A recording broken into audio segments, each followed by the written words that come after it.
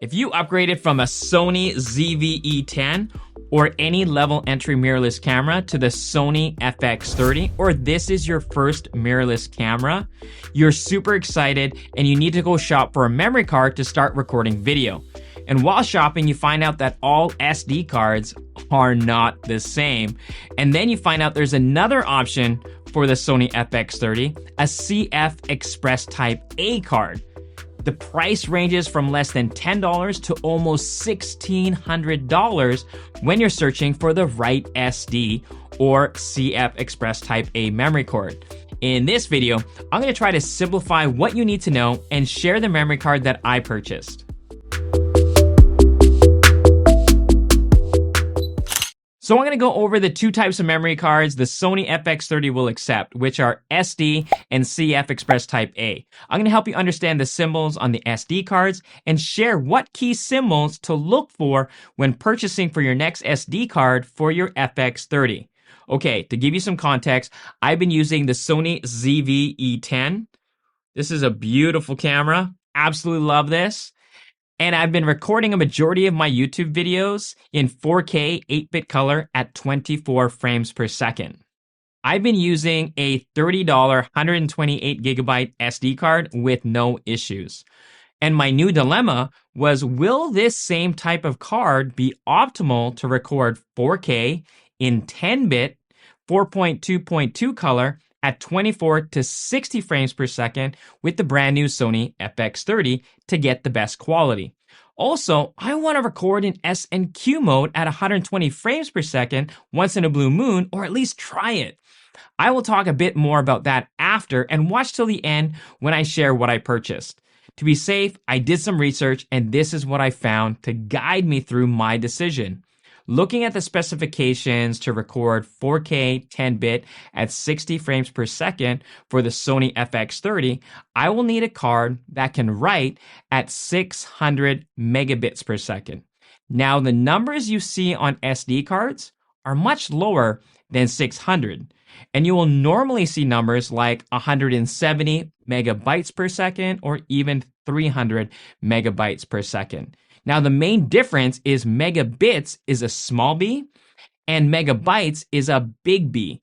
1 megabyte equals 8 megabits, which means 600 megabits per second is equal to 75 megabytes per second. That number is going to be super important later on. So let's quickly go through SD cards 101.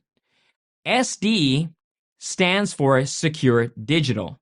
And you will see SDHC or SDXC, which are the most popular SD cards today when you're shopping in store. The main difference is that SDXC is extended capacity and optimized for 4K and 8K video recording. SDHC is high capacity, which is made for HD 1080p video recording and will be okay for photography in most cases. So these are older cards. Disclaimer, I am not a professional photographer, so don't quote me on that one. What you really need to know is that you need to buy a SDXC memory card because you'll be able to record till there is no capacity left on one file. When you start recording on an SDHC card, the files will be broken up into multiple files when recording over 4 gigabytes, which will be a pain in post. Each SDXC card has a bunch of symbols that vary and determine the various price ranges that you're seeing. The obvious is the storage capacity, and I would recommend a capacity of 128 gigabytes as a minimum, which will also depend on how much recording you will need. For my case scenario, I record varying from 5 minutes to 60 plus minutes before editing for my YouTube videos, and the video version of my podcast, the Elevate Project podcast, and if you're interested to take a listen, it can be found on Apple Podcasts or Spotify, and we'll leave a link in the description below. The storage capacity in most cases will be the largest font on the card. The second largest font will be the maximum read speed of the card in megabytes per second, big B. That number is the maximum read speed, which after recording is great to preview the footage in real time, and transfer footage to a computer or other devices without issue. So that number doesn't matter that much in terms of recording to the card. What we care about is the minimum write speed of the card to handle at least 75 megabytes per second if you want to record at 4K 10-bit at 60 frames per second. That brings us to the smaller font number that starts with V. You'll typically see in an SDXC card V30, V60, or V90. These numbers are important because the number after the V is the minimum write speed of the card in megabytes per second. So if you see V30, the card can write at a minimum 30 megabytes per second. On this chart, you can see over here, a V30 can handle 4K footage. So my Sony ZV-E10 recorded 4K footage in 8-bit at 24 frames per second with no issues with an SDXC V30 memory card, which I have right here. A couple of factors require faster read speed, mainly the higher bit color, so 8-bit versus 10-bit, and frames per second. For example, 60 frames per second will require a faster write speed versus 24 frames per second. So if you are planning to use your brand new Sony FX30 to record 4K in 10-bit at 24 frames per second, the Sony FX30 needs a write speed of 240 megabits per second or 30 megabytes per second, big B. So technically, a V30 will be okay, and recording 4K in 8-bit at 24 frames per second needs a write speed of 100 megabits per second or 12.5 megabytes per second, so a V30 card should have no issues at all. Now, if you want to be able to record in 4K in 10-bit and be covered up to 60 frames per second, we need a minimum 75 megabytes per second write speed. So when you see a V60, that means the minimum write speed will be 60 megabytes per second. And a V90 is 90 megabytes per second. So to be on the safe side, if you are getting a dedicated card for your Sony FX30, you would be safe with getting an SDXC V90 to cover all your bases up to 60 frames per second in 4K 10-bit. The numeral numbers under the V30, V60, or V90 is the bus interface. So you're going to notice with the numeral 1 and turn over the card, it has one row of pins. And with a numeral 2, the back of the card will have 2 rows of pins. What's nice is if you purchase a class 2 with 2 rows of pins, it still is compatible with a camera that only accepts class 1 cards.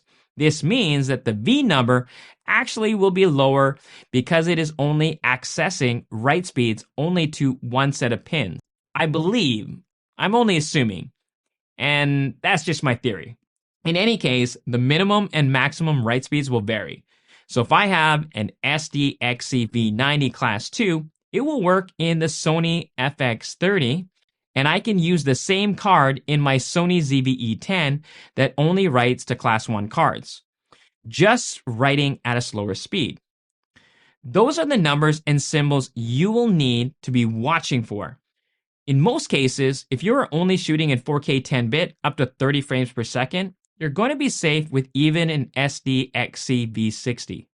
Now, if you want to record in S&Q mode or slow and quick motion at 4K 120 frames per second or 240 frames per second, that is when you will need an even higher minimum write speed, which will require a CF Express Type A memory card, which on the card has a VPG rating of 400, like from the Sony TUF series.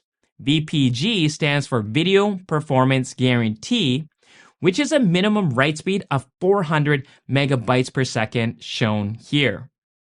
That CF Express Type A memory card will cover all your recording needs for the Sony FX30 at a very high price in comparison to an SD memory card with a similar storage capacity. So what memory card did I end up purchasing for my brand new Sony FX30? I purchased a Lexar SDXC 128GB V90 UHS-2, which has 2 rows of pins. I wanted to be covered for every format for recording up to 60 frames per second. Now, the minimum write speeds of the V30, V60, and V90 are the guaranteed minimum write speeds and have a maximum write speeds that are over that. So if you have already an SDXC V60 card, it might actually be fine to record 60 frames per second. I wanted to have a card that I didn't have to guess. Also, the majority of my recording on this camera is going to be multiple shoots for YouTube and personal events. Purchasing a CF Express Type A that can do all the things will either set me back a pretty penny for a similar 128GB storage capacity or have a lot less for the same price. I eventually will buy a CF Express Type A for S&Q mode to record 4K at 120 frames per second, and it's just not a need for me right now and more of a good to have. I will still be able to record S&Q at 120 frames per second in HD, and my current card will have no issues.